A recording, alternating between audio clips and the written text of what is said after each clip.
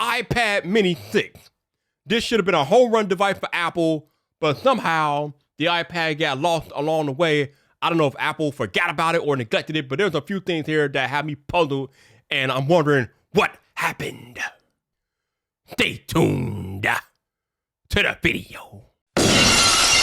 What's up, people? This your boy Viper, the man about tech, captain of Team Apple, baby. Back again for the video. And if you're new here, I help you better understand and connect with the technology around you. So if that's something that you're interested in, do all the YouTube things. But most importantly, hit that like button, hit that subscribe button, because who else is cutting your tech videos like a WWE promo? Nobody like the man about tech. So about this iPad Mini 6. This should have been an absolute home run for Apple, but there's a few hiccups along the way we gotta talk about. So before we get to all that though, let's talk about this beautiful, sweet form factor. 8.3 inches, bezel-less, or not bezel-less, almost completely bezel-less display. Look at that, sweet, beautiful, almost bezel-less display. We definitely appreciate that, Apple. That is a good look. And yes, I know how to pay my Apple card. Get out of here, Siri. But yes, almost bezel-less display. Perfect form factor, so perfect you could even fit it in your pocket. That's right, you could put this in your pocket. It's that legit. And you got buttons on the top here for volume up and down. You got a power button with Touch ID integrated, Apple, with Touch ID integrated, Apple. And then we turn to the side here, and you have a charging port which supports the Apple Pencil 2 magnetic wireless charging. Then we turn to the bottom here, and we get a look at USB Type-C, Apple, USB Type-C. And then we turn to the other side, and there's nothing there. Now, the cool thing about the iPad and whatever orientation you're using it in, right?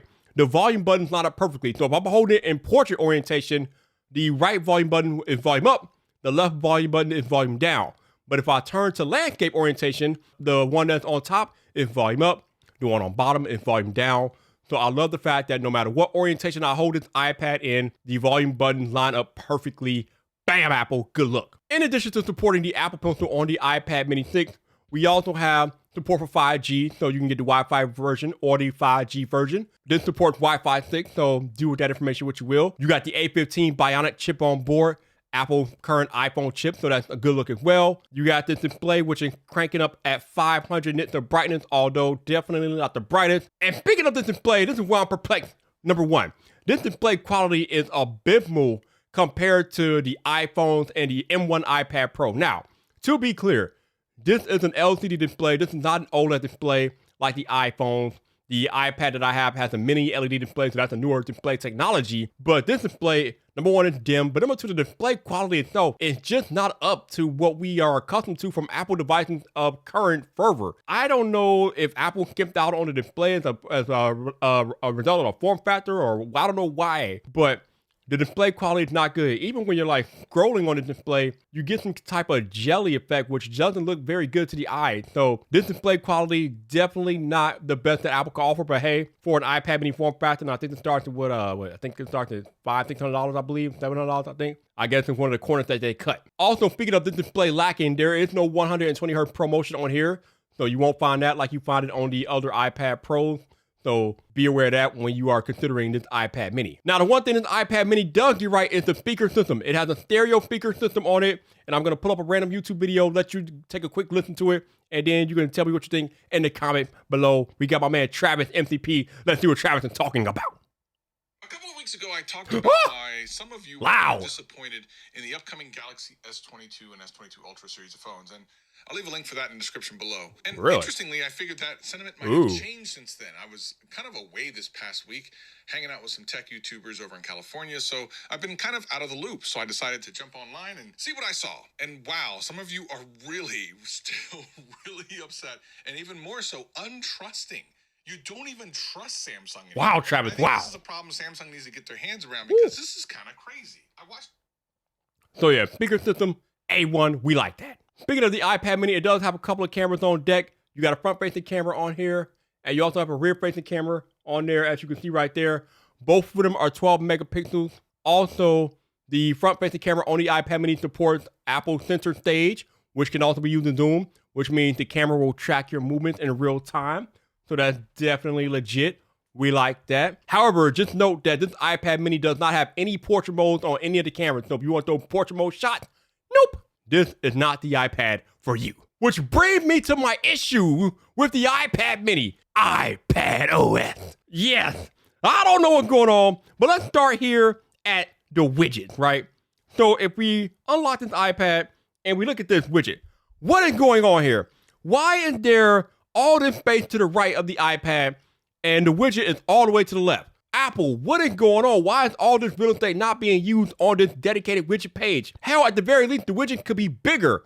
But look at how small these things are. These things are tiny compared to all this space that's not being used. Now let's open up the iPad more, right? Look at the bottom of dock of these iPad icons.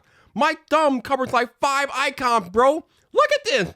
This is ridiculous. How is somebody with big hands supposed to use this in portrait mode? Now, to their credit, if you do turn it to landscape, things do get a little bit better. They get a little bit bigger, but this shouldn't even be a thing. And even in landscape mode, look at all the screen real estate that's not being used by the iPad. I don't know what's happening here. Like, what is this?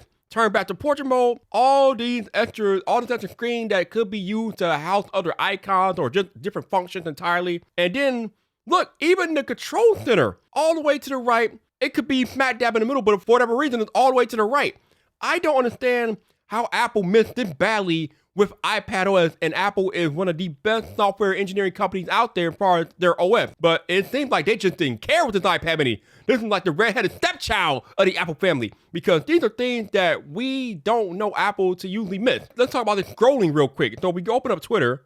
I don't know if you guys can detect it on camera, but there's some type of scrolling effect here on Twitter.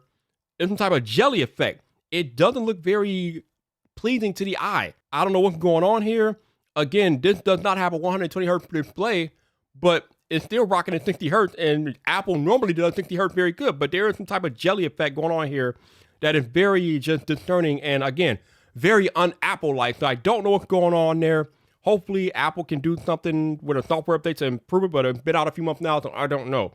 But there's just things happening with iPadOS that I just don't understand. It feels like there's some opportunities that were missed, or it feels like somebody just didn't care and they wanted to get it out to meet a deadline. This is very un-Apple-like. I love the device, but iPadOS is kind of lacking for me, especially compared to my other Apple devices, my iPhone, my M1 iPad. This is lacking. Hopefully this is something that Apple is willing to fix in a future software update, maybe with iPadOS 16 coming out later this year. Maybe that'll work out some of the kinks, but it just seems like Apple does not care much about the iPad mini and its user experience. But maybe I'm crazy. Do you have an iPad mini 6? Are you having some of these same experiences I'm having?